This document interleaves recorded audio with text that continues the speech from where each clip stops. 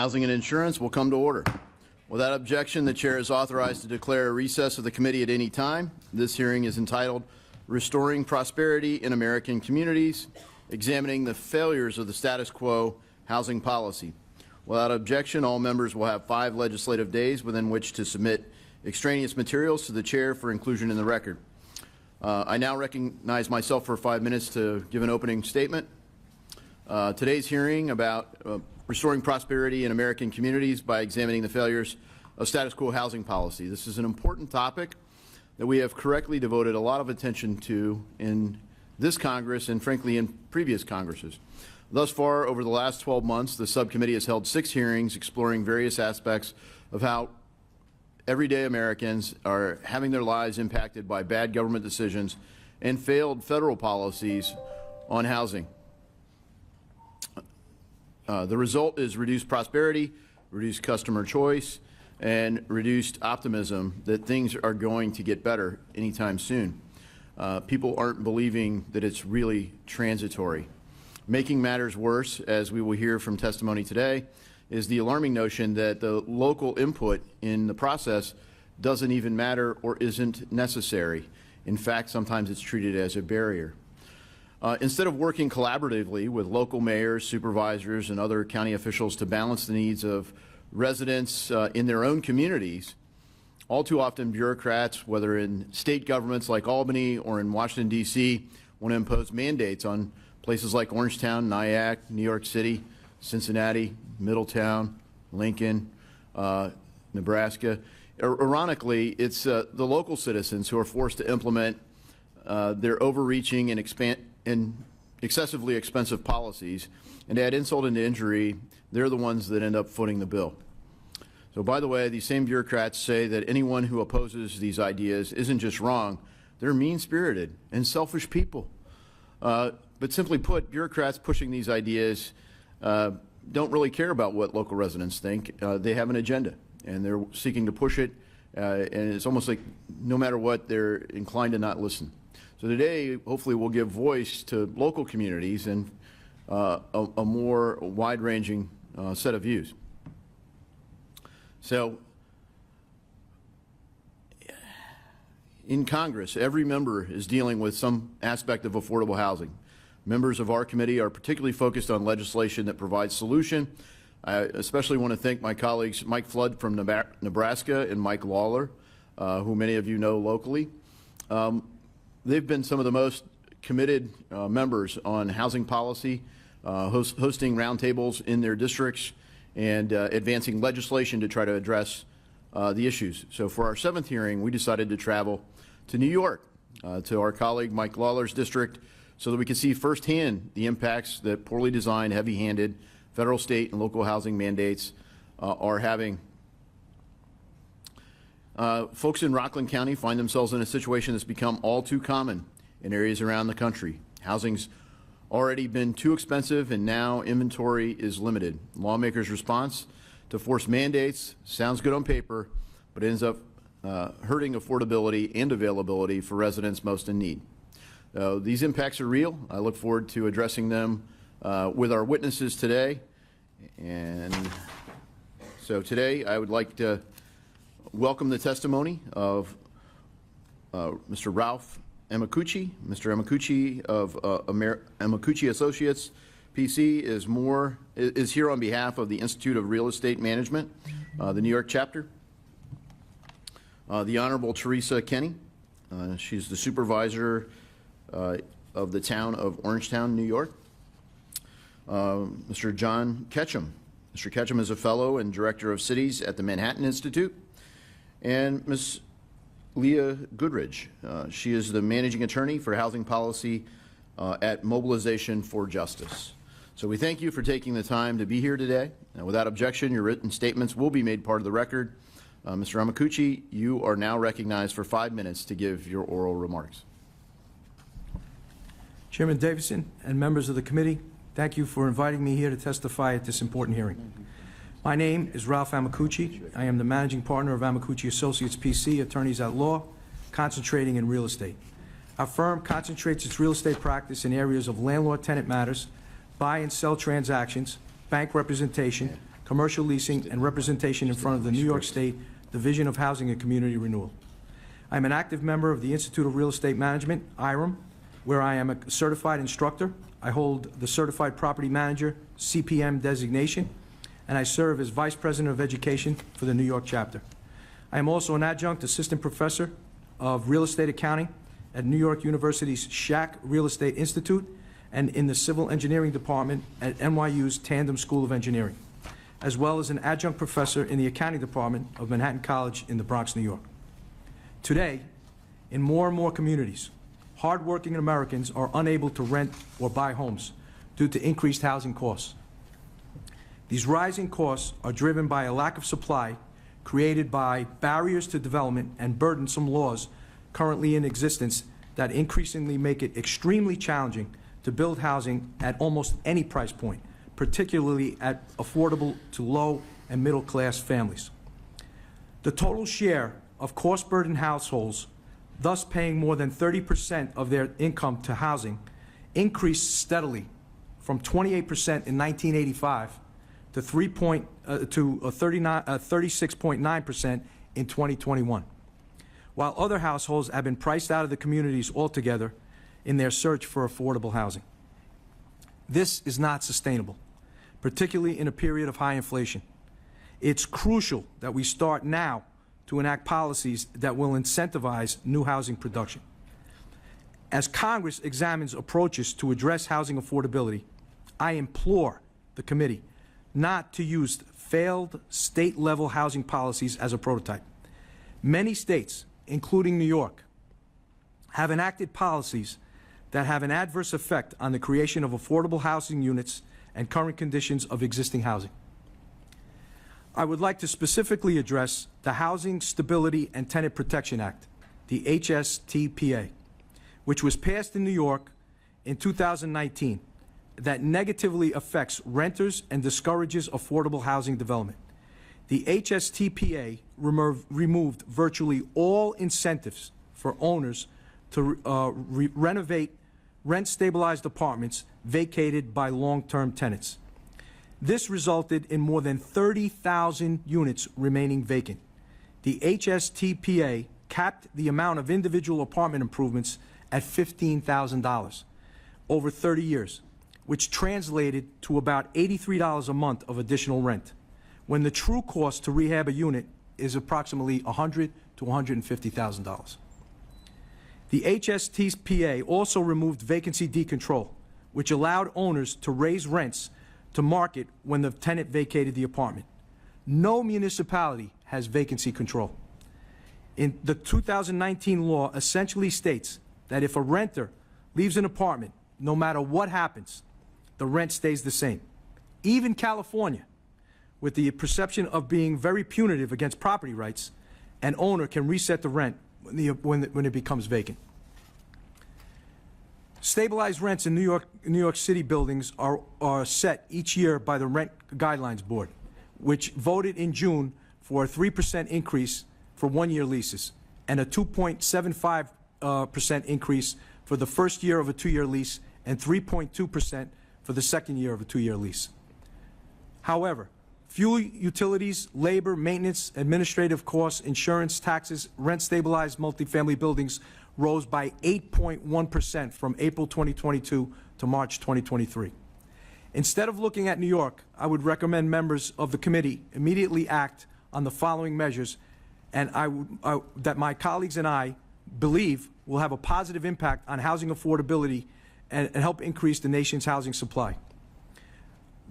I'm running out of time, so the four areas that I would recommend would be the choice of Affordable Housing Act, S32 and HR 4606, the Low-Income Housing Tax Credit, or LIHTC, and the Affordable Housing Credit Improvement Act, HR 3238 and S 1557, and then eliminate exclusionary zoning and harmful land use policies, and then incentivize adapted reuse of underutilized commercial properties. Chairman Davidson, Ranking Member Cleary, the members of this committee, thank you again for providing myself and IREM the opportunity to testify here today. I look forward to answering your questions. Now recognize Ms. Kenny for her opening statements. Good morning, and thank you for inviting me here today to offer some remarks on the housing crisis in New York, something that is happening in communities throughout the United States in one degree or another. Although I have no particular expertise on the subject matter, my background and experience give me a unique perspective and insight on the topic. I'm a practicing lawyer for over 33 years, specializing in real estate and municipal law. In 2019, I was elected town supervisor for the town of Orangetown, and I just started my third term. Orangetown is the southernmost town in Rockland County, located approximately 30 miles north of New York City, and per the 2020 census has a population of just under 49,000 and 18,724 housing units. Over the last 2 years, under my leadership and with the help of professional planners, the town board undertook the task of updating the Orangetown Comprehensive Plan. One of the stated goals of the plan was to come up with ways to try to alleviate the housing shortage, hopefully helping with the affordability issue.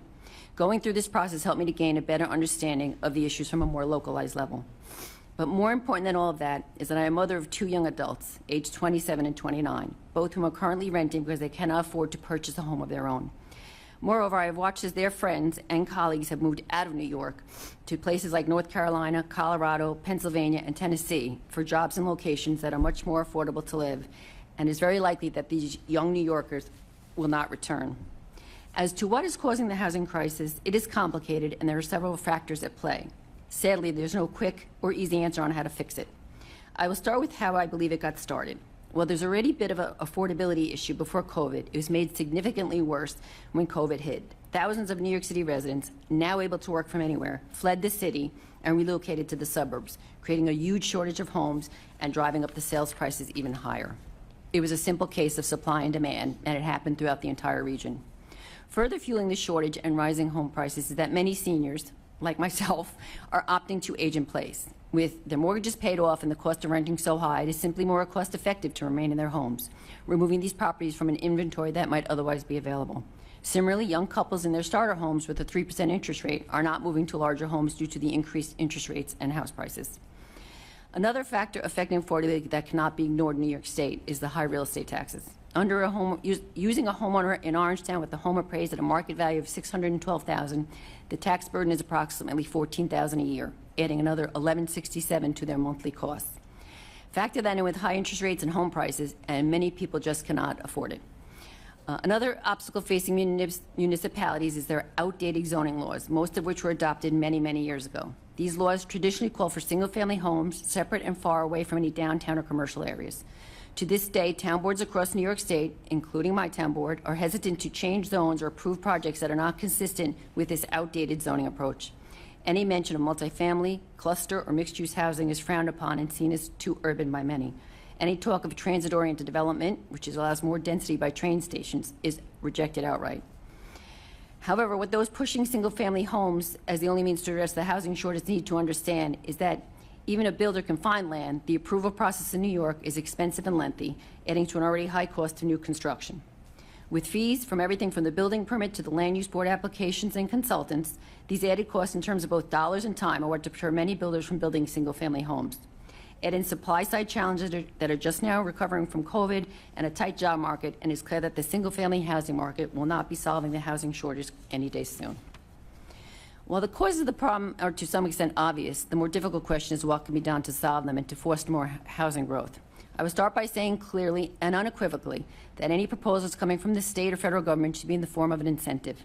2 years ago, local officials across New York State were 100% against Governor Hochul's proposal to mandate the legalization of accessory dwelling units, or ADUs, with absolutely no consideration for local issues such as parking, traffic, water, and sewer. And while I applaud Governor Hochul for wanting to help with the problem, New York State officials should be looking to work with local elected officials, not against them. She should rely upon those elected by the community, as they are best suited to know what will or will not work in their respective communities. And I will say without hesitation that local governments need to step up to the plate. They need to look for ways to streamline the approval process and to amend outdated zoning and planning laws to allow for more flexible and dense housing styles in non-traditional settings. They must engage with the public and educate them on the need to adapt to a changing landscape, to reinvent our notion of what a home looks like. So whether it's the repurposing of a mall or an office building or the creation of mixed-use zones that combine residential and commercial use, we must find innovative ways to increase the housing inventory and affordability. While the housing shortage and affordability problem is complicated, I believe that with all levels of government working together, with an understanding and respect for the very important role the local government plays, there's a path to solving the problem. As a town supervisor and a mother, this is your priority for me, and I look forward to working with my counterparts in government to find solutions. I thank you for your time today, and I'm happy to answer any questions. Thank you, Supervisor Kenny. Mr. Ketchum, you're now recognized for 5 minutes for your oral statement. Chairman Davidson and honorable members of the subcommittee, thank you for the opportunity to testify. My name is John Ketchum, and I am a fellow and director of cities at the Manhattan Institute, where my colleagues and I produce research and advocacy aimed at keeping America and its great cities prosperous, safe, and free. Throughout its 400-year history, New York City and its surrounding area have provided countless opportunities to immigrants and natives alike, helping to shape the concept of what it means to be an American and achieve the American dream. But New York's promise is under grave threat from its ever-worsening housing affordability and supply crisis. Just this month, the New York City Housing and Vacancy Survey revealed that the city's overall rental vacancy rate plunged to 1.4%, the lowest level since 1968. Today, about 52% of city renters pay 30% or more of their pre-tax income on rent. Unaffordable housing prices tell those who dream of making it in New York that the city has no room for their dreams. By driving away invaluable human capital to areas with lower housing costs, New York's policies are hampering not only its prosperity, but the nation's too. One study found the failure to build enough housing in high-productivity cities like New York reduced aggregate U.S. growth by 36% between 1964 and 2009. In short, all Americans are poorer because of New York's housing policies. The fundamental problem is one that Americans of all political persuasions can agree on. Too few new housing units are being built in and around New York City relative to demand. Between 2009 and 2019, the city added approximately 3.9 jobs for every housing unit permitted. Numerous decades-old government policies hamper new housing supply, with a combined effect greater than the sum of the parts. Restrictive zoning requirements, such as use limitations, parking mandates, building size and lot coverage restrictions, and large minimum lot sizes, limit construction and drive housing prices higher. New York City's rent stabilization law and its 2019 amendments have not addressed the supply shortage and have likely worsened vacancy rates. The state legislature's repeated failure to reauthorize a property tax abatement program for large new rental developments in New York City risks severely curtailing private investment in rental housing. At the same time, political realities dictate that New Yorkers, like Americans elsewhere, cherish their existing communities. Homeowners and long-term tenants do not wish to see wide-scale, sudden, and disruptive changes to the places they call home. Constituents and political leaders from both major parties value local control over most land use decisions. So to alleviate today's crushing housing burdens, New York State and its local governments must loosen restrictions and facilitate new housing construction. Options are available that would allow for more supply without substantially infringing on local control over land use, including the following. The state legislature could grant homeowners the right to build an accessory dwelling unit, or ADU, on their properties, which would allow them the freedom and flexibility to use their property as they see fit, such as to house a relative or to earn additional income. State law could also reauthorize a property tax incentive for large rental developments in New York City, lift the 12 cap on residential floor area ratio, streamline office-to-residential conversions in newer buildings, and exempt most residential upzonings from costly and time-consuming environmental reviews.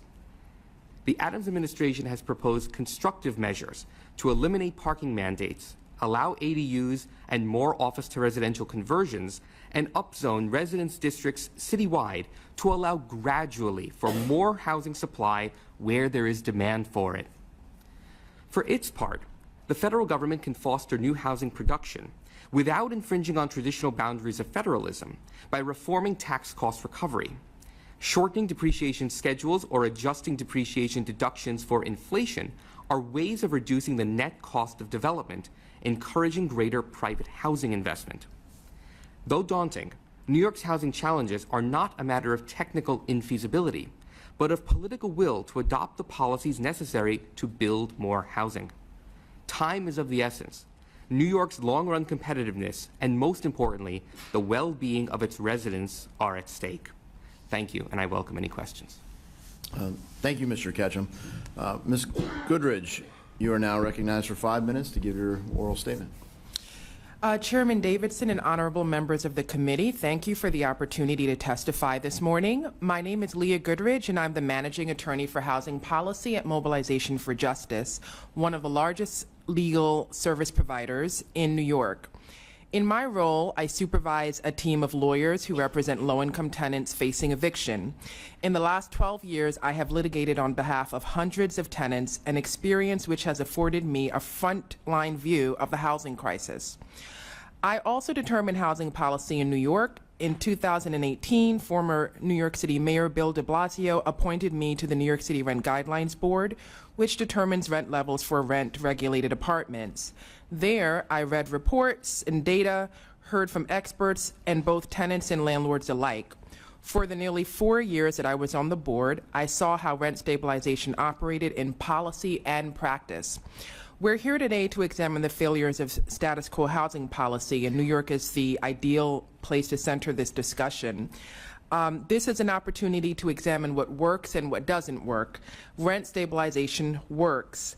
It works to directly address the housing crisis by ensuring that some apartments remain affordable. Currently, many of the eviction cases that I'm seeing are in private, unregulated apartments. Recently, I spoke with Ms. P. She's 62 years old with physical disabilities. She's been living in a private, unregulated apartment for the last 7 years, but her landlord recently decided not to renew the lease.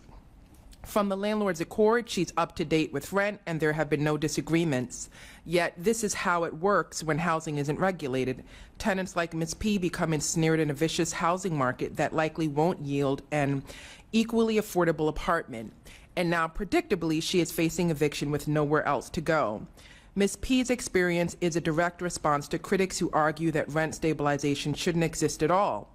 Relying entirely on the private market for all housing would create instability in the housing market. Now let's talk about if Ms. P's apartment was in fact rent stabilized. For one, her landlord would have to evict her based on whether she breached the lease or not. And second, she would likely be eligible for 2 programs which freeze her rent. This is the Disability Rent Exemption Increase Program, or the Senior Citizen Rent Increase Exemption Program, which freezes her rent at the current rate while providing property owners with a tax exemption. This is what New York City gets right, and this model should be replicated elsewhere. I also just want to quickly note that when we are talking about new apartments and new housing that's being built, most of it is not rent stabilized. So our rent stabilized stock is sort of fixed as it is. So when we're talking about new housing, it mostly includes mandatory inclusionary housing, that's 30%, that is not rent stabilized. Building housing without adequately investing in affordable housing does not work. So I want to briefly talk about some issues with affordable housing. For one, a lot of my clients cannot access newly built affordable housing. This is for a few reasons. First, most income-restricted units are devoted to moderate-income residents, not extremely low income. Affordable housing used to be called low-income housing because that's the income target it achieved. However, there's a chart from the mayor's recent report that shows that extremely low-income units comprise the least of all of the income-restricted units for started and completed housing projects in the fiscal year of 2023. Working-class people who are vital to the prosperity of American communities, these are delivery workers, taxi drivers, home health aides, are on the margins of it with little safety net to help them from falling into the abyss. Let me provide a perspective.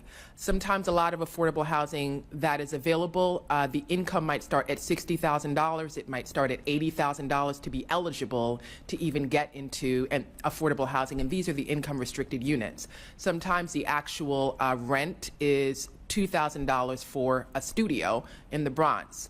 And so this is where we talk about investing in affordable housing, it needs to be adequate, because when we have this being relied on completely by private developers, sometimes they say, I don't have enough money so that we can actually have more of these deeply affordable units. And this is where government can invest more in affordable housing. It won't work if it is entirely on private developers to do. And that is my time. Thank you so much for the opportunity. I have so much more to say, but I guess I'll say later. Thank you, Ms. Goodrich. Appreciate your testimony. And thank you to all of our witnesses. I'd also like to recognize Mr. Lawler for an opening statement. Thank you, Chairman, and good morning, everyone, and thank you for joining us here today at our field hearing here in Rockland County. I want to thank County Executive Ed Day and our Chairman of the County Legislature, Jay Hood, for allowing us to use the county office building today for this hearing. I'd also like to recognize some of our elected officials who are here. County Legislator Paul Cleary, County Legislator Will Kennelly, County Legislator Jesse Malowitz, County Legislator Aaron Weeder, Deputy Mayor of the Village of Haverstraw, Gil Carlavaro, Pomona Mayor Elon Fuchs, County Executive Ed Day's Chief of Staff John Lyon, the Deputy County Executive Mike Hoblin, our Commissioner of the Department of Social Services Joan Silvestri, and we also have representatives from Senator Bill Weber's office and Assemblyman John McGowan's office as well. So thank you all for joining us. One of the most common refrains that I hear when discussing housing with residents of the 17th District are their concerns about the affordability of housing. It remains a persistent challenge, with mortgage rates near their highest since the turn of the millennium, a limited housing supply in many communities, ongoing supply chain and construction issues, and high taxes. As we all know, in Rockland and Westchester counties, we pay among the highest property taxes in America. It is perhaps the most difficult time to purchase a home in our region's history. And this is true in many places across the country right now, thanks in part to the out-of-control spending that was pushed in Washington and in Albany, which helped drive record inflation. Over $5 trillion in new spending was signed off on by my colleagues on the other side of the aisle during just a 2-year span, leading to sky-high interest and mortgage rates, which has put many seeking housing on the back foot. The housing crunch is further complicated by the fact that many homeowners remain unable or unwilling to sell their home for fear of losing their fixed low-rate mortgages obtained prior to 2022. This is causing the limited supply to increase price, while also seeing home sales fall over 16% in 2023 compared to 2022. The median cost to purchase a home is more than 5.6 times greater than the median household income nationwide. In Rockland and Westchester counties, according to the National Association of Realtors, the monthly cost of a mortgage was $1,000 more in 2023 than it was in 2022. And in Putnam and Dutchess counties, it was at least $800 more per month. In both instances, these are additional housing costs of almost $10,000 or more a year. For many families, that is unsustainable. When you look at some of the other challenges we are dealing with in an area like the Hudson Valley, infrastructure, water, sewer, roads, bridges, schools, personnel, we are reliant on a all-volunteer fire service here, EMS, police. All of this plays a role in the ability and the availability of building new housing stock. When you look at what the governor proposed just in the last 2 years, there's a reason there was broad bipartisan opposition to it. And it's not because people don't realize the need for housing. They do. It is because there was no plan to actually address the real infrastructure needs of our municipalities. There was no cooperation and coordination with local governments in the best way to address these challenges. And so as we move forward, I'm hopeful what today's hearing will lend is some insights into what we can accomplish with sound fiscal and housing policies, both here in the Hudson Valley and around the country. Thank you, Mr. Chairman. Thanks, Mr. Lawler. I'd also like to recognize Mr. Flood for an opening statement. Thank you, Mr. Chairman. We're a long way from Nebraska this morning, but it goes without saying that you have an exceptionally talented member of Congress representing you in Washington. I sit next to him, and you should be very proud of the representation that you're getting from someone that has hit the ground running and is proving himself every single day. So that's one of the main reasons I wanted to be here today, to have this conversation.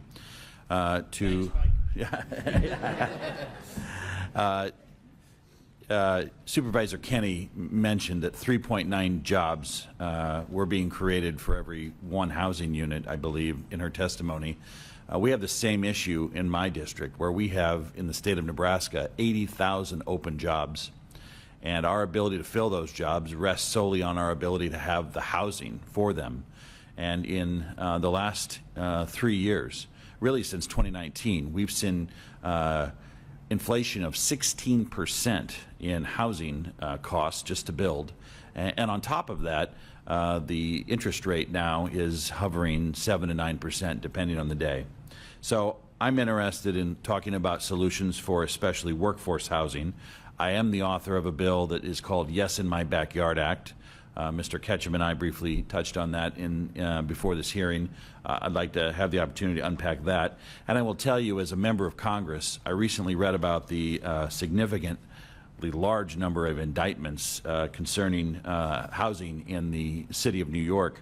Accountability for people that manage Section 8 housing is absolutely necessary.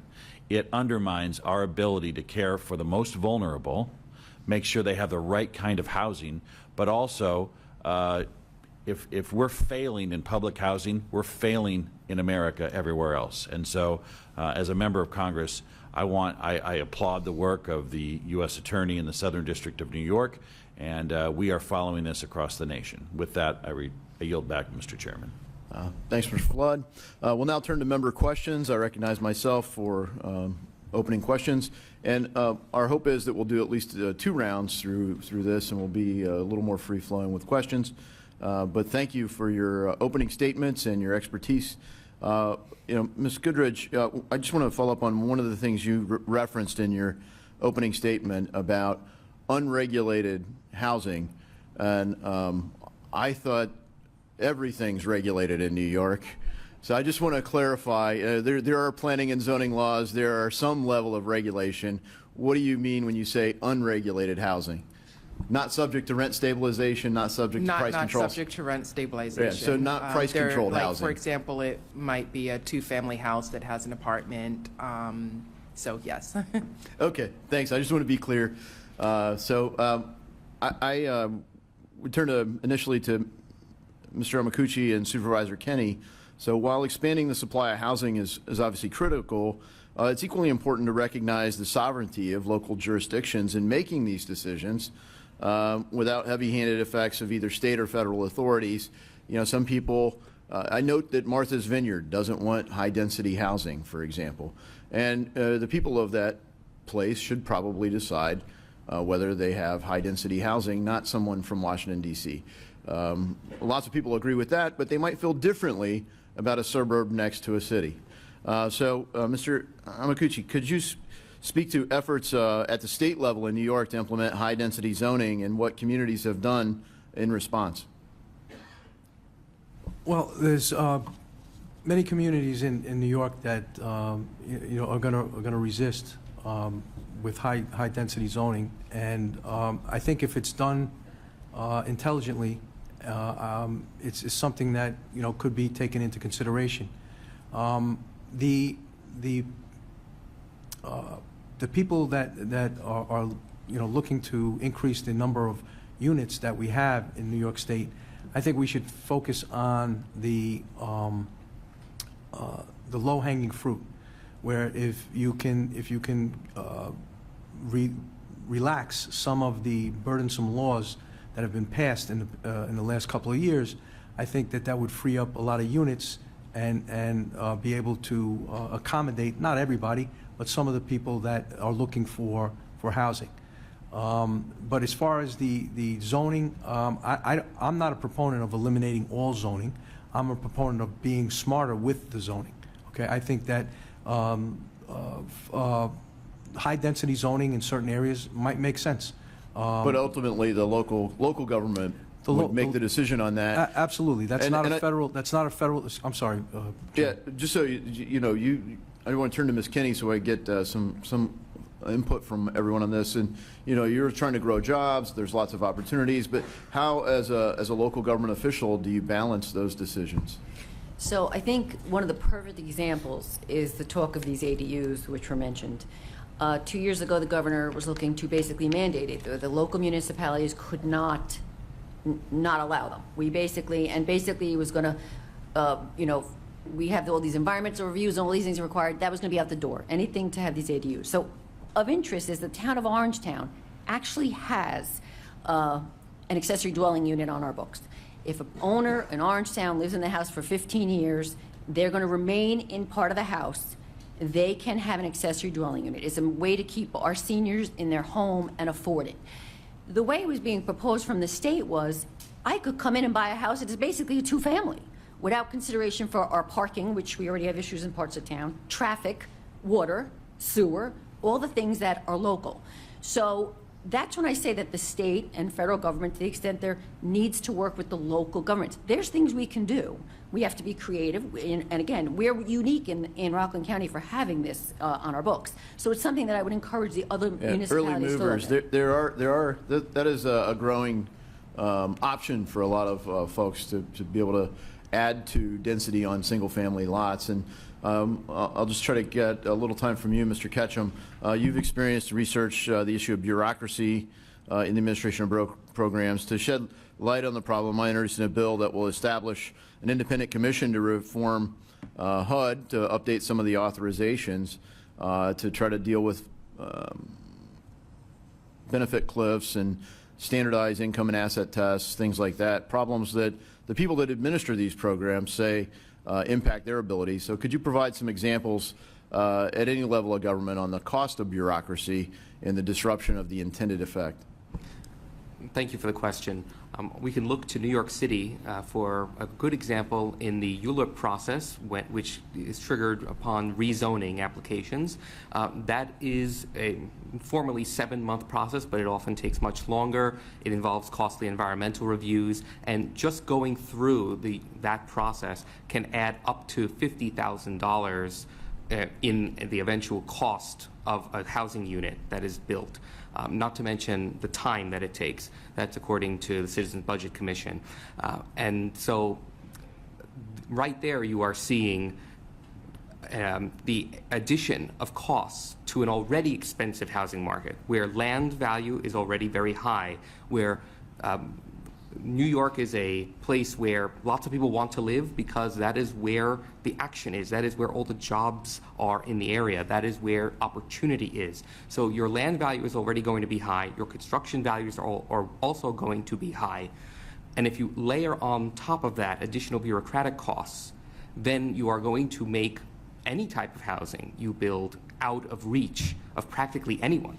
So the all-in cost of development can reach $3,000 to $4,000, and that's not adding in. Puts the price out for a lot of people. Precisely. And then the answer for some is to spend more money and subsidize it with policy. So I'll turn back to you when I come back, but I want to kind of keep the things moving here with some of my colleagues. I'd recognize Mr. Flood from Nebraska for his questions.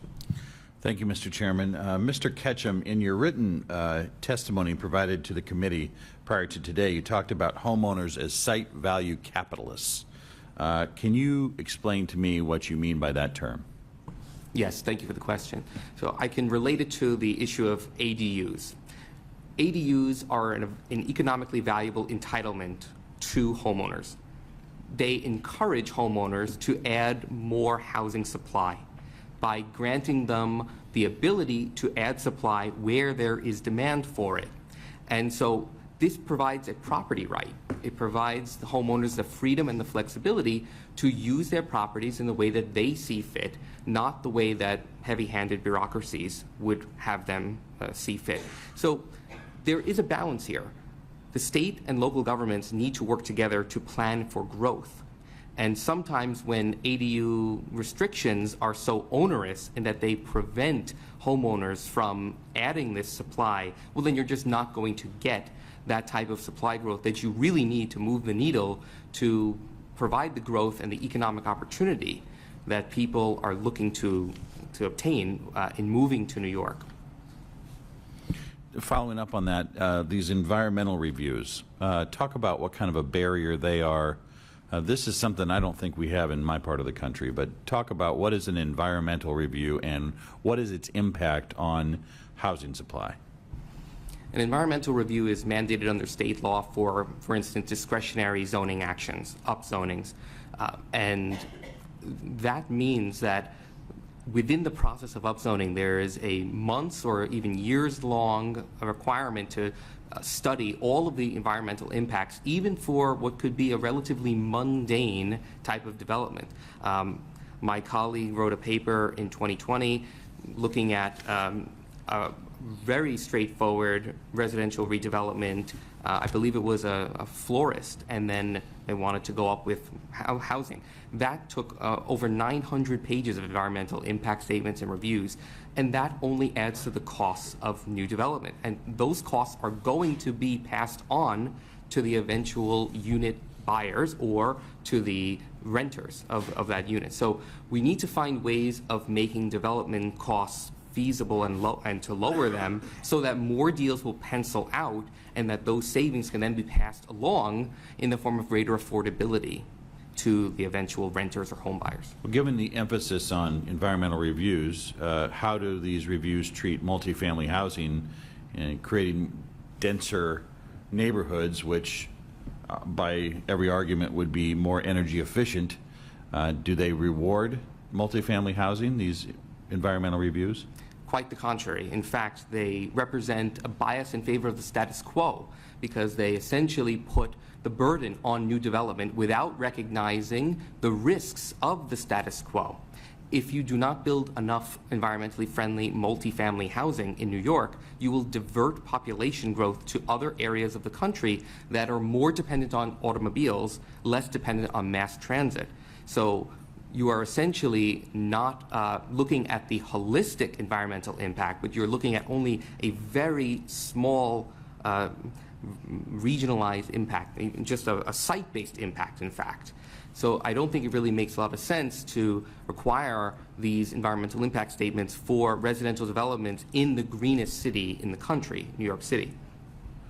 Supervisor Kenny, I can see by your nonverbal that you have some comments here. And then, No, I happen to agree. I think New York's requirement for a lot of the environmental reviews may be extreme in certain circumstances, but it does come down to balance because as someone who's representing the community that's already there, traffic, air quality, noise, all of those factors get looked at in the environmental review. And that's important for the neighbors that are there, so we just don't go in and say we need and again, I support the need for more housing and more dense housing in appropriate locations, but you just don't say we're going to disregard the environmental reviews because we need this, because ultimately the residents that are still there are the ones that are going to be coming out. They're sometimes the most vocal against these projects, but it's all about balance. It's enough of an environmental review so we're protecting the current residents, but not too much where we're prohibiting the builders from building and doing their job. with the chairman's consent, I'd like to allow Ms. Goodrich to respond. Sure, and I also wanted to piggyback and say that two things. So one, I think sometimes when people hear of environmental review, they think of only pollution and so forth and very strict environmental issues. But I just wanted to point out that it also includes things like school size. So sometimes a housing project may have 300 new units, and that might bring 1,000 families to a neighborhood. including many children, and the local schools might actually not have enough room for all of the new children that that housing project may bring. That's part of the environmental review, to assess of whether the local schools have enough room, have enough capacity. So that's really important. And I also wanted to point out that in New York, one of the proposals that the mayor has proposed, which hasn't passed as yet, is to limit environmental reviews for projects that are under 200 to 250, so that they don't have to go through environmental reviews. So that's something that's pending, but I did want to piggyback and say that it is vital, and I don't think that we should completely nix it. I yield back. Thank you, Mr. Flood. I now recognize Mr. Lawler from New York for his questions. Thank you, Mr. Chairman. Nationwide, we're short about 6 million units and counting, and it's only growing by the year. In New York City right now, in large part due to rent control, they have about 50,000 vacant units because the cost of upgrading the unit to code is significantly more than you can recoup. And so what a lot of building owners are deciding to do is take the tax write-off, understandably. And so you have 50,000 vacant units in a city that desperately needs housing. We lead the nation, New York State does, in out-migration. And yet we still have a major housing crisis. Obviously, in an area like Rockland and Westchester, where we know we have the highest property taxes in America, and not through the fault of our municipalities or our local government, it is a function of the high cost of living in the suburbs. We have some of the best schools in the country here in our communities, but it costs money, and it continues to rise. The average home price over the last 4 years has increased by $400,000 in Westchester and $300,000 in Rockland. Now, part of that, as Supervisor Kenny pointed out, is a result of the out-migration from New York City during COVID, which severely limited the supply and jacked up the price. People were overbidding on the sale price by significant amounts of money, tens of thousands, to purchase the home. Supervisor Kenny, obviously, Rockland County is not New York City. We don't have any cities within Rockland County. It is primarily suburban.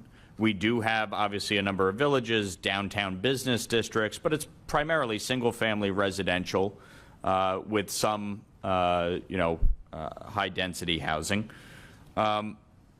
But policies that may work in an urban center don't necessarily work in a community like ours.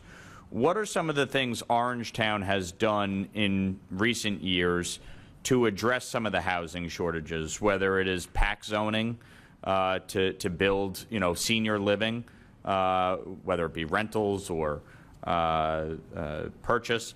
But what are some of the things that Orangetown has been doing to try and actually build a housing stock while still respecting the suburban nature of the community? Well, first of all, we did just go through the comprehensive plan, which for people who don't know, it's something that a municipality is supposed to do every roughly 10 years. Ours had not been done in roughly 25 years. So our comprehensive plan was so outdated. So we just updated it, and we put in all these ideas that we need to look at alternate, again, back to my comments, reinvent what we think is a home, We have these strip malls that are empty and these offices, so we're looking at allowing them to be developed into residential units, which would be great because it's repurposing a property that's already there. We do have our PAC zone, which is basically for 55 and older. It does have an affordability component. The builder will get more units if they, if they build a senior certain number, they get affordable. They have to give us affordable units. So we're taking steps. Unfortunately, it's just not really fast enough to keep up with the demand. But again, it goes back to I have made this a priority. I'm only in office a couple of years, and it is definitely front and center for me to find ways to create more housing units. Again, without, again, we're not New York City, and as many of the residents like to tell me when we're talking about these things, we don't want to be New York City. So we have to find ways that work within the confines of Orangetown.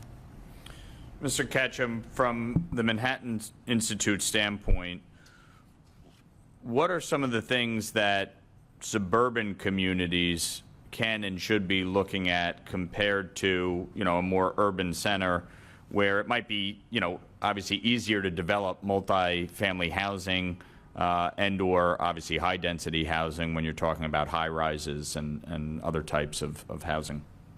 Thank you for the question. Suburban communities, like other communities, value the character of their neighborhoods. And so they could look to build in gentle density that does not materially impact the existing character of a neighborhood. This is why ADUs are such an important and valuable tool in the arsenal of new housing supply. They can be put in the rear yard of an existing home or in a basement or attached to the dwelling. They do not materially change the look of the neighborhood, and they add density in the most gradual and gentlest way possible where there is demand for it, and give the homeowner the incentive to add the supply as well, so that you're turning a constituency that is ordinarily opposed to new housing supply in favor of it. That's one way. Another way is by lowering minimum lot sizes. So you can still combine lots, of course, but when lot sizes are too big, it has the effect of forcing home buyers to consume more land than they otherwise would, and thereby increase the cost of housing. So those are two ways of building density gently. There's also an argument to be made for transit-oriented development, but in a much narrower sense than what Governor Hochul proposed. It was too expansive and it was too dense into communities. So it was, for the Zone 1, it was 15 miles outside of the perimeter of the train stations. If you look to a state like Massachusetts, I believe that that would have been about a tenth of what the governor proposed. Because even if you take the center point of a train station and extend a half-mile radius around it per Governor Hochul's proposal, that would be about 500 acres. And Massachusetts has a TOD plan that only goes to, I believe, 50 acres or thereabouts. So there is a role for the potential, for suburban communities to build in more transit, or more housing near transit, but in a gentle and contextually appropriate way. And Mr. Chairman, if I may just respond to that. I think part of, and I would agree both on TODs and accessory dwelling units, but part of it is for the state to incentivize as opposed to mandate. So a TOD, we actually under the prior supervisor looked at the potential of a TOD in Pearl River, where I live, and in part to help beautify the downtown district and incentivize property owners to, reface the buildings. Potentially, they could add on apartments on top of their existing commercial property, which could be positive for them, obviously, from the standpoint of rental income, et cetera, and benefit the town in terms of having additional units, which also helps a downtown business district thrive because you need people there. You need people to come into the stores. But the accessory dwelling unit legislation that was proposed would mandate every municipality, as the supervisor pointed out, without any understanding or foresight into how that would impact traffic, sewer, water, police, fire, schools. And so that is part of the problem here. And I think the other aspect of what that law would have done, it would not have required the homeowner to live on the property after 1 year. And so to me, it's how do we incentivize it? Incentivize municipalities. What are we doing as a state to help invest in the infrastructure? New York State got 10% of the Bipartisan Infrastructure Act. The monies are coming to New York State, $100 billion to help with infrastructure. We should be utilizing that money to help incentivize municipalities to help with the housing stock. I thank you, Mr.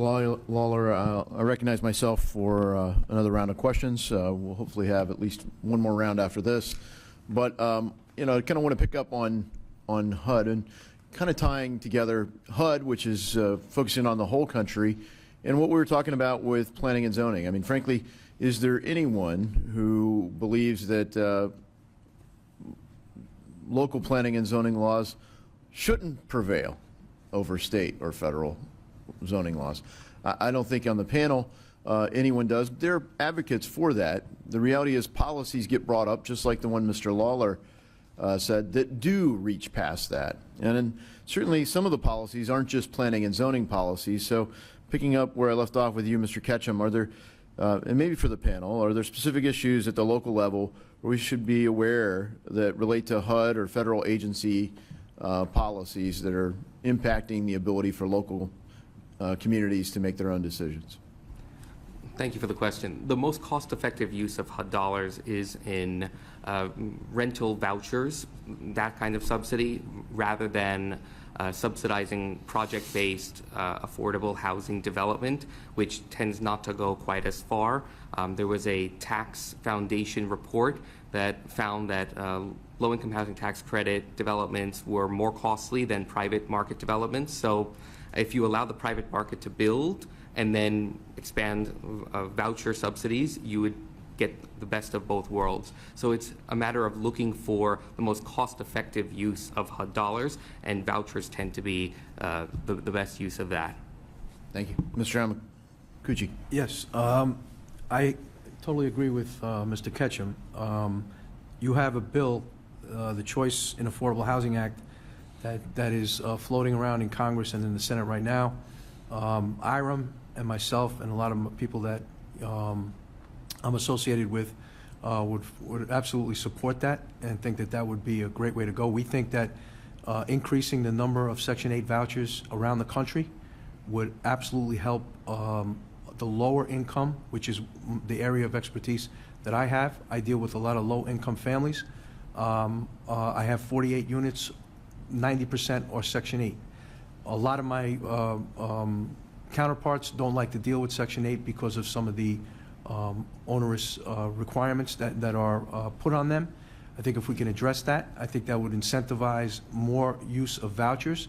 And I would just like to address a statement that Congressman Lawler made, was that there's 50,000 units that are available or that are not available in New York State as a result of rent control. Rent control has something to do with it, but more importantly, it was the Housing Stability and Tenant Protection Act of 2019 that resulted in those 50,000 units being unoccupied.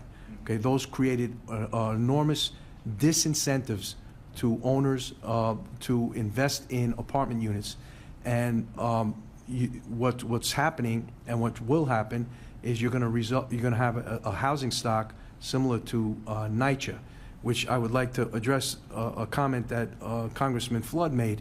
You used public housing in Section 8 in the same breath. Public housing is different than Section 8. Section 8 is Section 8, and public housing in New York is what we consider NYCHA, okay? And that is not an example of what we should be doing. NYCHA is not, is the largest landlord in the city of New York, and they do not follow their own rules. And that's not what we want to purport. Section 8, if done in a proper way, will incentivize better housing stock and in my opinion, more housing stock, both in New York and throughout the country. Yeah, thank you for that. I think that, you look at Section 8, it does put the voucher in the hands of the person that's selecting where they would live. It does a lot of flexible things that a central planner can't do. And just while we're on the subject of NYCHA, really the New York Public Housing Authority isn't uniquely bad, but it is certainly bad. There are lots of problems there. In fact, someone came into my office and suggested that we could turn them into communes and have actual communists run them, and it would improve the conditions because the people that live there would at least take care of the place. You have lots of units that aren't actually available to be used, and this is the same in DC Public Housing Authority. So I questioned Secretary Fudge about that, and we're paying for things that we aren't getting, and it's not been very effective. So, would anyone want to comment on the challenges of administering some of these programs? Because HUD, frankly, isn't paying enough attention to these, and you're seeing criminal prosecutions because their actual criminal activity in some of these public housing authorities, and unfortunately, some of it is going unprosecuted, and the people that we're intending to help are the people that aren't being helped. Exactly. Yes. Chairman Davidson, I totally agree with what you're saying there. And again, I don't want to harbor on NYCHA, but Section 8, in my opinion, if properly done, would solve not all problems, but a lot of the problems that that exist in the more denser populated areas. And again, you know, a lot of these development issues that have been spoken about on the panel, they're difficult to do. Development is difficult. It's very difficult to do. But if we can go after the low-hanging fruit and maybe relax some of the onerous legislation that is currently on the books, I think we can pick up some housing units with the low-hanging fruit. I can think of a couple flow charts that show how if you rent under this conditions with a voucher program, it's different than other Section 8 programs, and we are looking at legislation to streamline that. I believe one of the acts, the Choice Act that you referenced, would be helpful in streamlining some of that. Also, the point that you made about putting the money in the hands of the tenants, sometimes they don't do the right things with the money, and the rent doesn't get paid, and then they're facing eviction. Okay, and I'm going to tell you, I'm a landlord, and I've had to evict people, unfortunately, and I've had to evict people who have a criminal record, and the fear in their eyes of being evicted from their home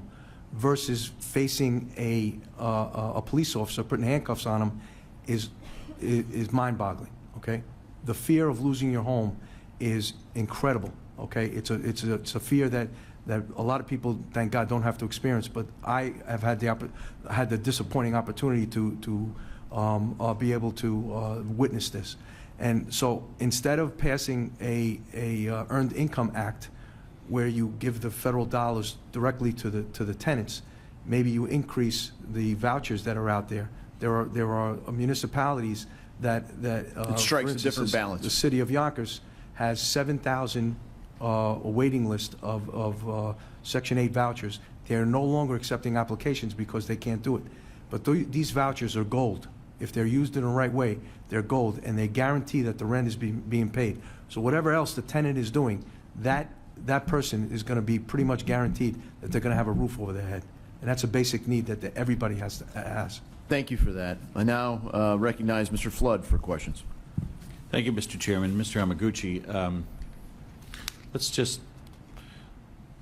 talk for a second about Section 8 housing. Prior to this hearing beginning, I spoke with somebody that was here in the audience, and he was telling me about a situation where a landlord accepted Section 8 housing for what was supposed to be a short respite stay in a hotel, and that these folks were living in filth, that there were drug dealers among folks that weren't drug dealers that were vulnerable, and that they was getting paid $350 a week.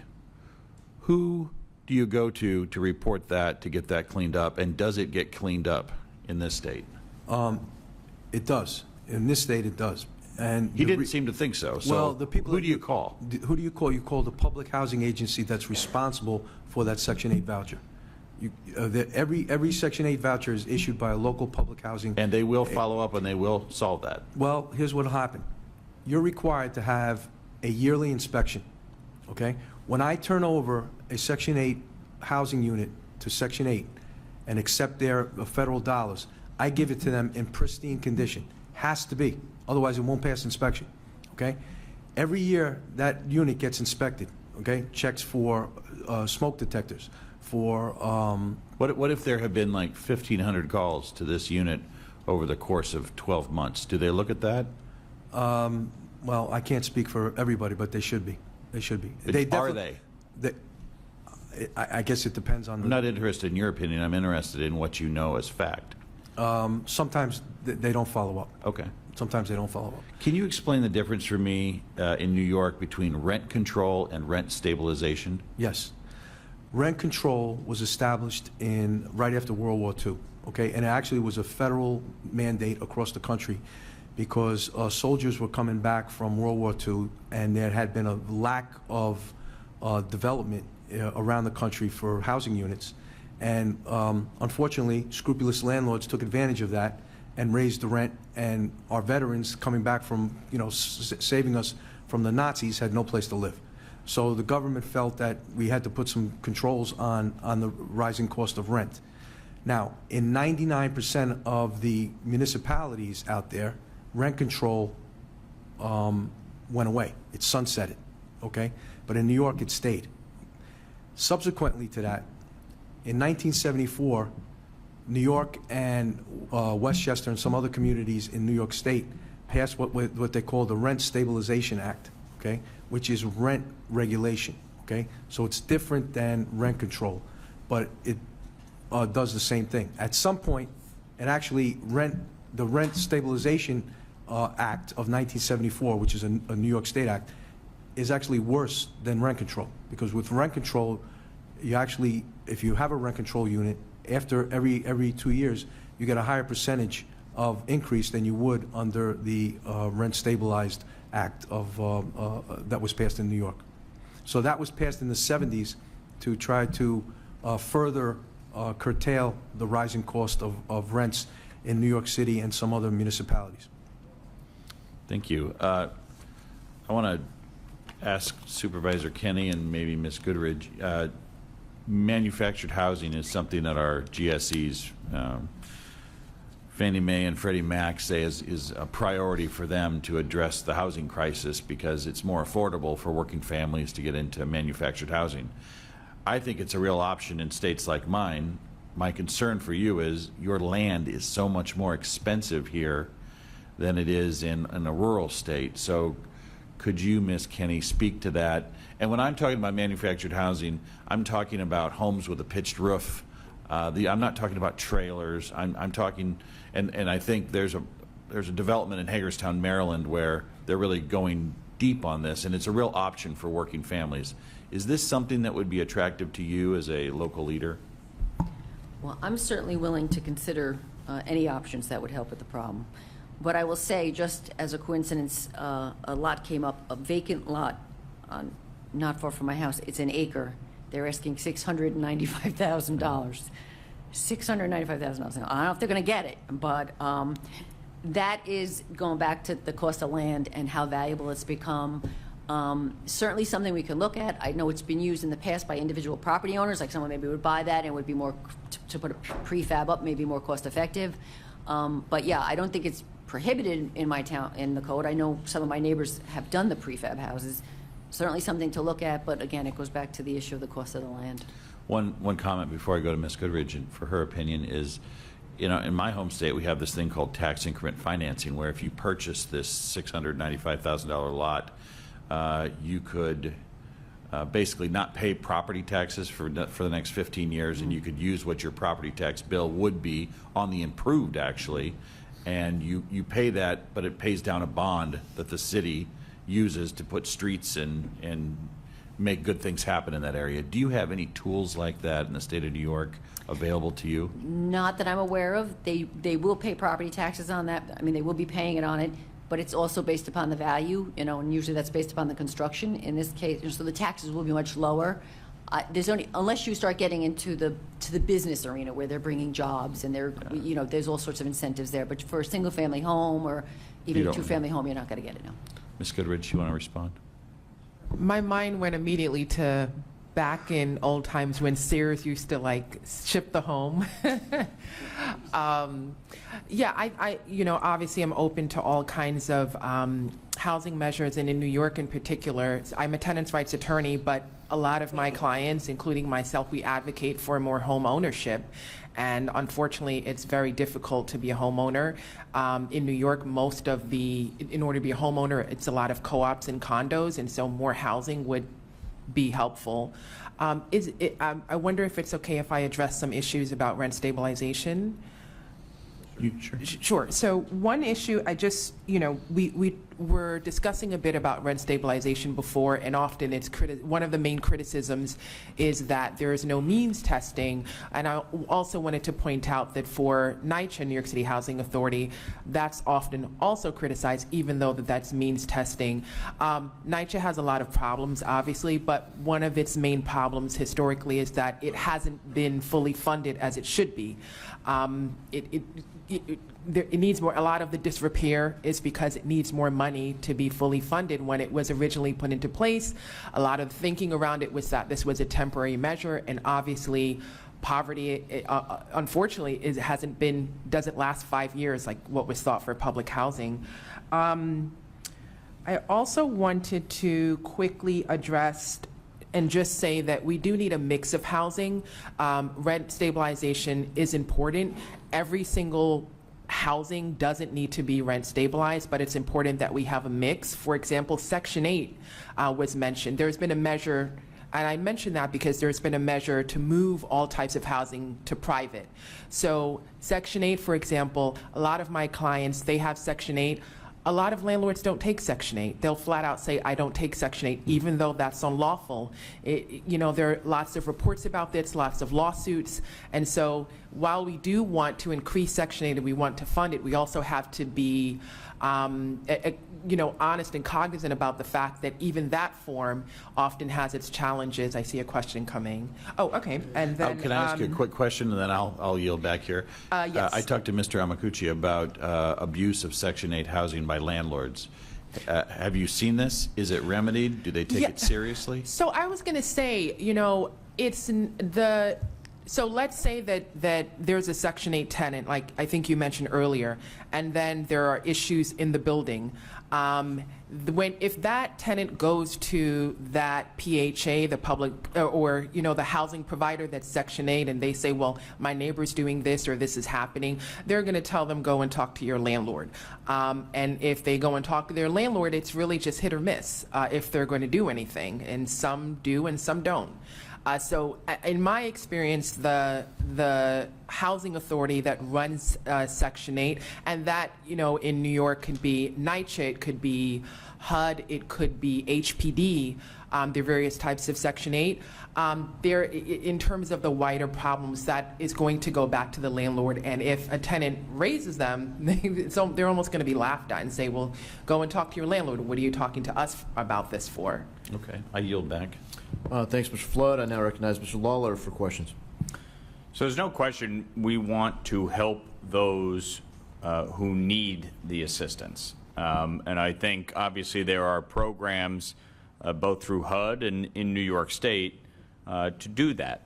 But to just highlight the absurdity of some of this, my former colleague in the New York State Assembly, Linda Rosenthal, who serves as the chair of the Assembly Housing Committee, is getting a rent-stabilized apartment on the Upper West Side of Manhattan for $1,573.37 a month. She inherited this apartment from her grandmother and the rent-stabilized cost with it. Now, she's making $142,000 a year at minimum, and the reason I know that is because that's the salary of a New York State Assembly member. It's absurd that somebody who's making $142,000 a year is frankly in a rent-stabilized apartment that they inherited from their grandmother. And that's some of the absurdity of the law when you're actually looking at people who need the benefit versus those who don't, and actually how that is limiting the supply for people who need it. And so when yes, the 2019 laws are what dramatically impacted the vacancy units, the number of vacant units in New York City. There's no question about that. But to me, we should be helping those who need it. And when I look at NYCHA, when I served on the Housing Committee in the State Assembly, I was one of only 4 members to vote against that NYCHA overhaul, which to me was nothing more than a scam. It was shifting the assets from one entity to another so that they could get more money from the federal government. They have done nothing to actually fix the problems at NYCHA. I think we had the Inspector General of HUD in earlier this year. I asked her in testimony, have you met with the monitor at NYCHA? No. Meanwhile, you have over 70 people arrested just a few weeks ago because of the corruption that goes on at NYCHA. And I don't think it's fair to the residents of NYCHA. I don't think it's fair to the people who rely on public housing. We want them to be living in a safe environment, in an apartment that is up to code, that is quality, that has all the amenities that they should receive as part of that. And so, to me, part of this is looking at what we're currently doing and how to fix it. Not just complain about it or point the problem out with it, but how to fix it. And I think we have to look at a lot more at public-private partnership on this. I think if we're talking about NYCHA, I think NYCHA needs a complete overhaul, including potentially looking at bringing in private investment to help, because I don't think there's just not enough tax money to deal with this in the New York City Housing Authority. In addition to that, you look at, I just met with a gentleman from Florida who owns over 100 acres of land in a major city just outside of Miami. Now, right in the downtown. And it is currently a mobile home park. And there are nearly 1,000 mobile homes in this park. And he is now building exclusively affordable housing in partnership with the municipality, inclusive of building a new police station, a new city hall, a new community center, a new charter school. Now, that's the type of innovative thinking we need to be looking at, and that will work in an urban environment. May not work exactly like that up in the suburbs or in a rural area, but that's the type of innovative public-private partnership that we need to be focused on if we're going to address the housing shortfall. So he's going to go from 900 units, basically, to tens of thousands of units in the same area, and it'll be exclusively affordable housing. I think that's a pretty impressive model. And so the question to me is, how do we fix the problem in New York City, in particular with NYCHA and the public housing challenge that we see there? Okay, I am a lot to unpack there. Very, very, very happy that this has been brought up because I have a lot to say. So thank you so much for the question. So the first is, you mentioned Assemblymember Rosenthal's salary, I guess, is $143,000. But I want to point out, and this is what you said for a rent-stabilized apartment, it's $143,000, and the rent is around $1,500. But I want to point out that under the federal standards right now for affordable housing, did you know that it goes up to, for one person, $165,000 for just one person for an affordable income-restricted apartment? This is what I raised before about how you have these income-restricted so-called low-income housing, even under the federal standards, and there are people who they will set the standards, they will set the low income at $80,000 to be able to access this housing, and sometimes it goes up to nearly $160,000. So if it isn't okay for an assembly member to do it, then why is that the actual federal standard right now? That's my question. And this is something that I raise, that people come up to me all of the time and say affordable housing right now is a scam. I make $30,000 as an Uber driver, and I'm not eligible to even get into so-called low-income housing. I have this argument with my colleagues all the time, especially pertaining to the cap on salt, for instance. If you're making $200,000 as a family, okay, in New York, that's about a cop and a teacher, all right, on their salary combined. And to be able to afford to live in an area like this is extremely expensive. But I'm not getting a subsidy from the federal government on it or the state government on it to purchase my home. And so I think part of the challenge here is the numbers are certainly all over the place in terms of what somebody would qualify for or why.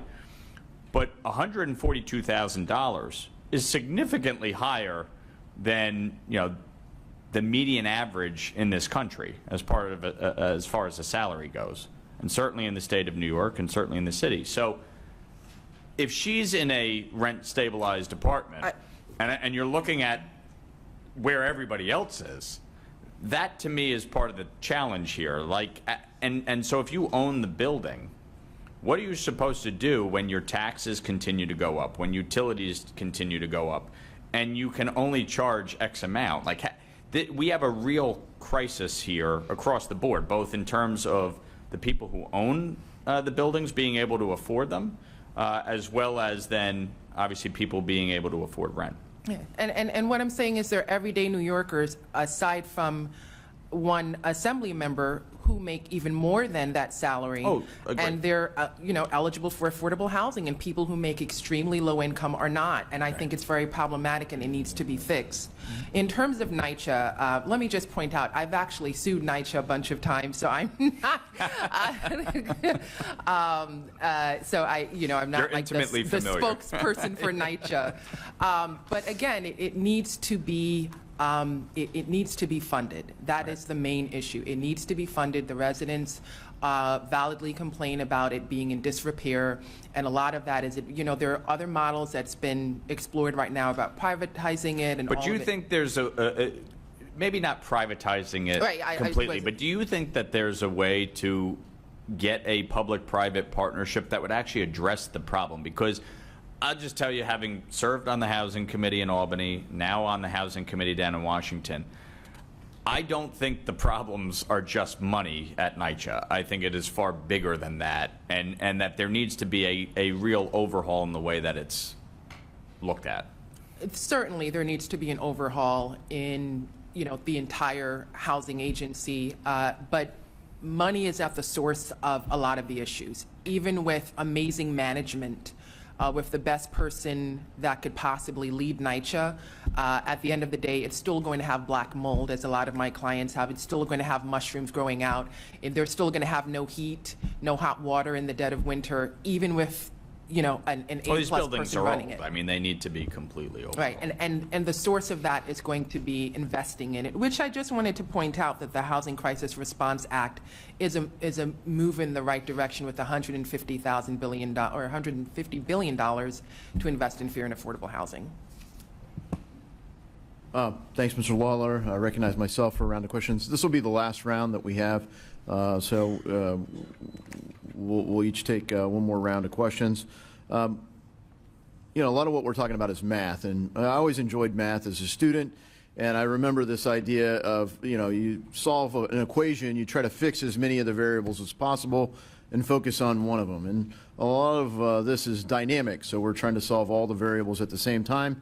And into this mix of demand exceeding supply, we're adding extra demand because we have a large influx of new residents, new people in our country, not citizens, not people that are legally here, people who are coming into our country illegally. So Supervisor Kenny, you testified last year about how the crisis at our southern border is creating burdens for local communities across the country.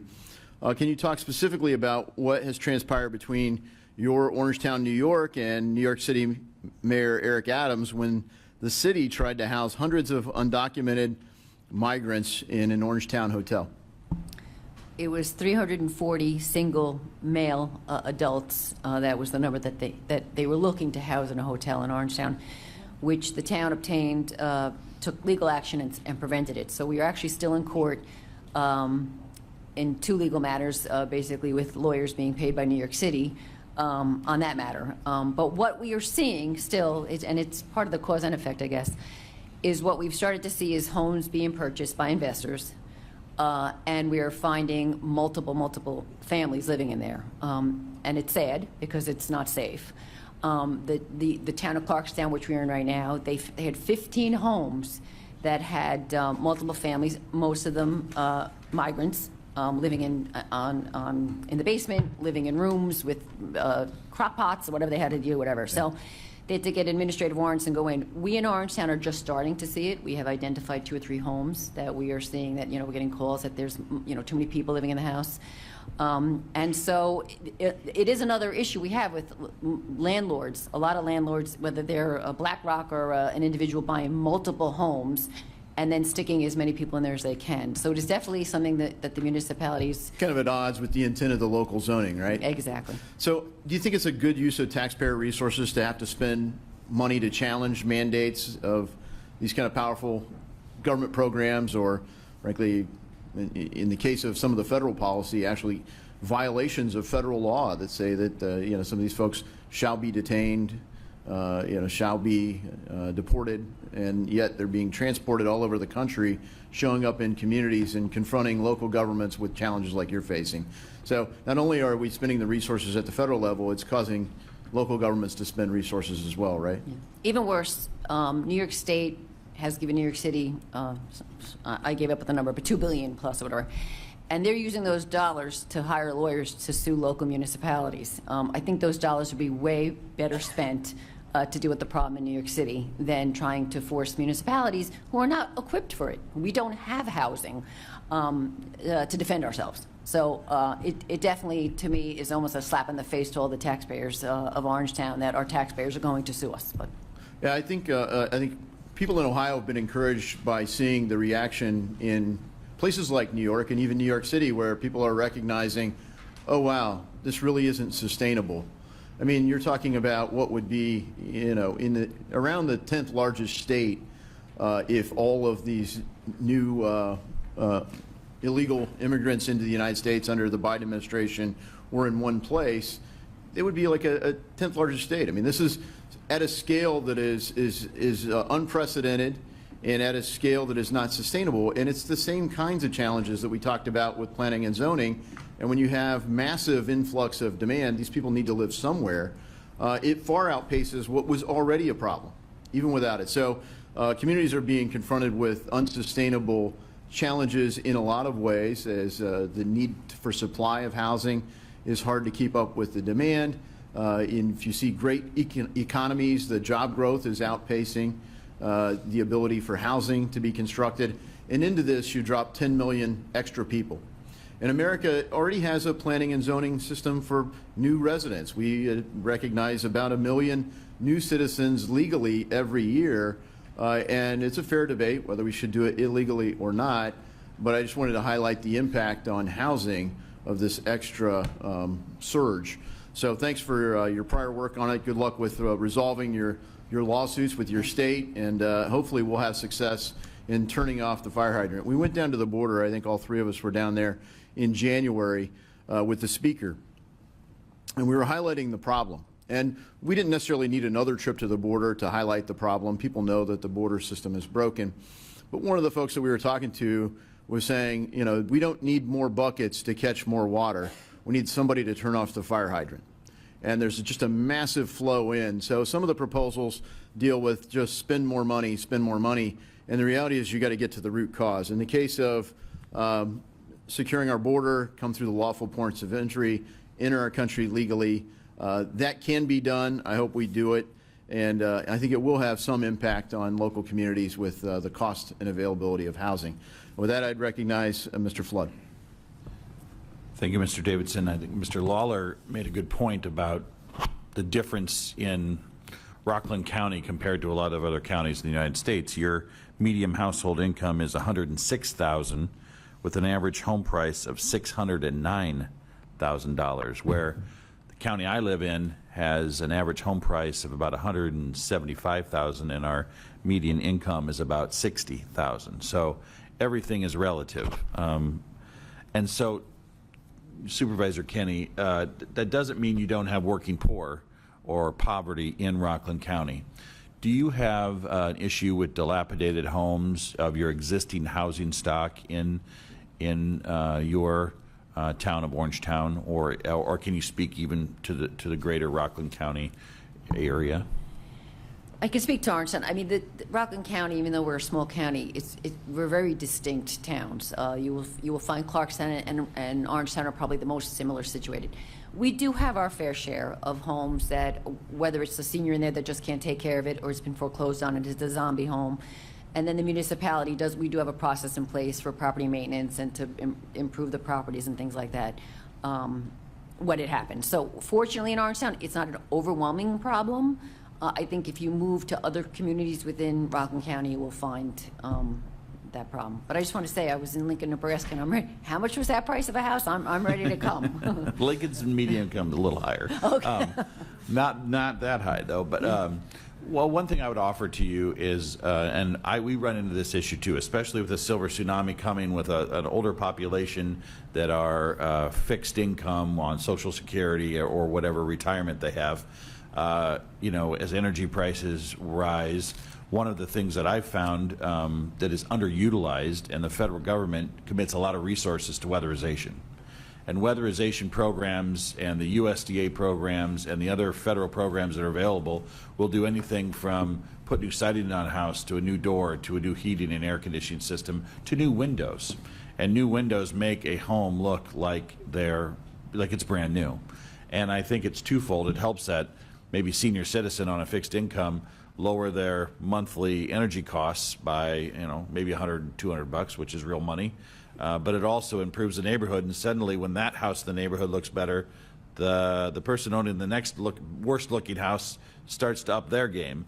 And I just wondered if there's been a conversation about using these very underutilized weatherization programs that are available through all sorts of different federal agencies. I would say from the local standpoint, we have not. It's actually the first time I'm hearing of it, so there you go. It's obviously underutilized.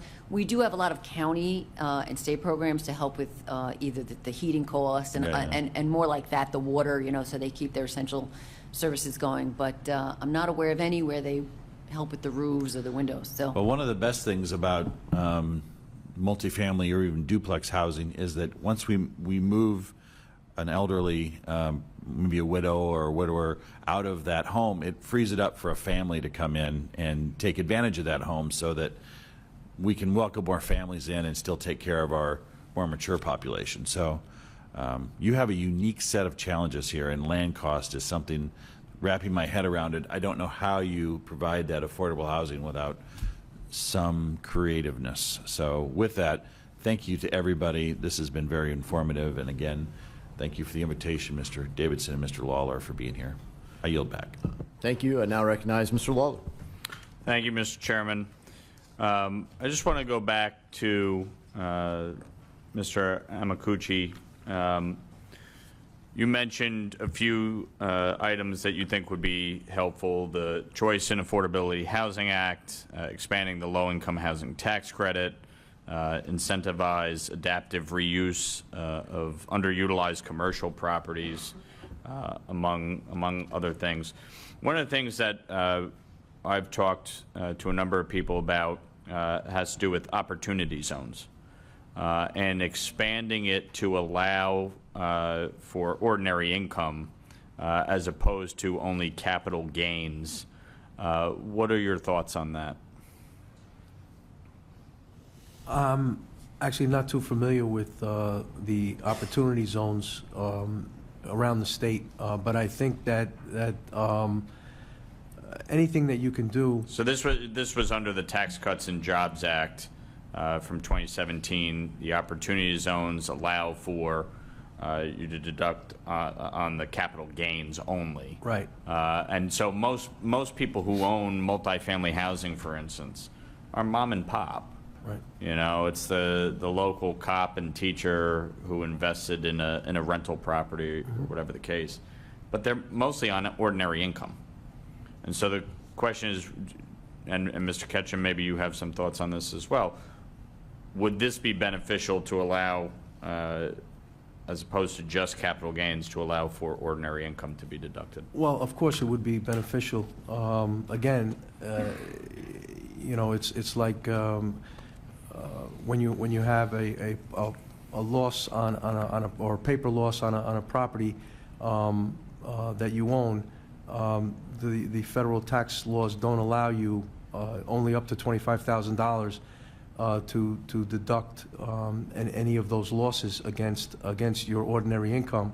And also, if you're making over $150,000 a year, which, you know, most people in this area, even just to have some sort of sustenance have to do, then you don't get any benefit from it, and you just get it as a carryover. There's only $3,000 that you can deduct, and then you carry it forward for as long as the loss occurs. But if you can have a deduction against your taxable income for any ordinary income that you have, I think that would be very beneficial to the individual homeowners.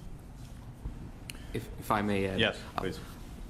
I believe that would be a helpful policy because you would essentially be expanding the capital available to increase housing supply. It is not that dissimilar to the tax incentive program, formerly known as 421A in New York State, where the city is foregoing tax revenues on rental properties, large rental developments, in order that they be built, because they would not pencil out unless there is some tax incentive there, given the property tax structure in New York City that disproportionately burdens large rental developments compared to co-ops, condos, and small homes. So the question is, how are you going to make the most use of federal dollars to increase housing supply?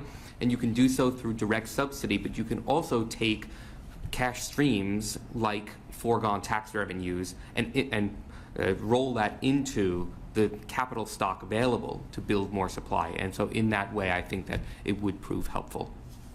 Okay. Mr. Chairman, thank you very much for hosting today's hearing here in Rockland County. And thank you to all of our witnesses for participating in it. And with that, I yield back. Thank you, Mr. Lawler, for drawing us here to New York. We had plans to do a field hearing, and for the benefit of the audience, Mr. Lawler said, please pick New York. We have a lot of issues to highlight. And I want to thank our witnesses for your testimony today, and frankly, he's proven accurate. There have been a lot of benefits to coming out here for the field. Without objection, all members will have 5 legislative days within which to submit additional written questions for witnesses to the chair, which will be forwarded to the witnesses for their responses. I ask our witnesses to please respond as promptly as able if these are in fact sent. This hearing is now adjourned.